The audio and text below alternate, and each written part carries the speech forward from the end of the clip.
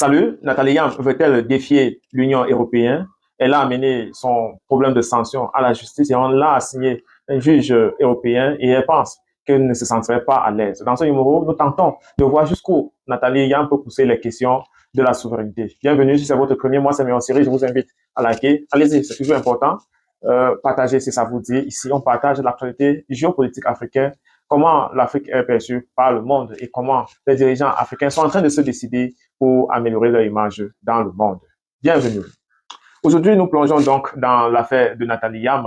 Nathalie Yam, pour ceux qui ne la connaissent pas, elle est désormais conseillère du président Abdourahmane Tiani du Niger et elle est également grande figure panafricaniste. Et donc, il y a quelques mois, elle avait subi une sanction, gel des avoirs, interdiction de vol et de transit vers l'Europe. Également, elle ne devait pas elle a également eu certaines sanctions sur les réseaux, comme vous le connaissez, y compris certains gens qui développent les thématiques autour d'elle. Donc, c'est avec beaucoup de risques que nous prenons cette liberté de parler d'elle parce que nous avons déjà été sanctionnés sur ces thématiques. Donc, elle a décidé d'apporter cette affaire en justice pour voir un peu plus clair. On se demande alors pourquoi. Eh bien, parce qu'elle estime que les sanctions qui pèsent sur elle ne sont pas seulement injustes, elles sont illégales et illégitimes. Mais voici le twist, c'est que l'Union européenne a désigné pour juger son dossier un juge français et un juge belge francophone.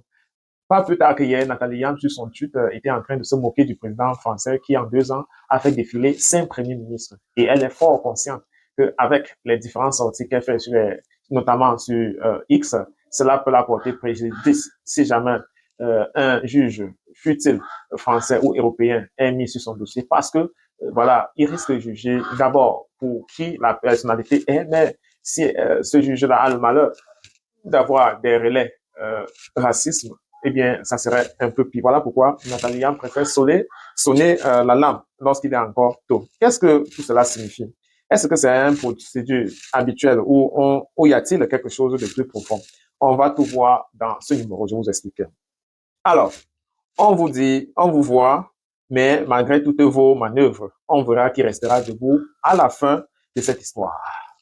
Cette façon de parler ressemble bien à Nathalie Yam. Ce n'est pas seulement une déclaration juridique, c'est un message de résistance.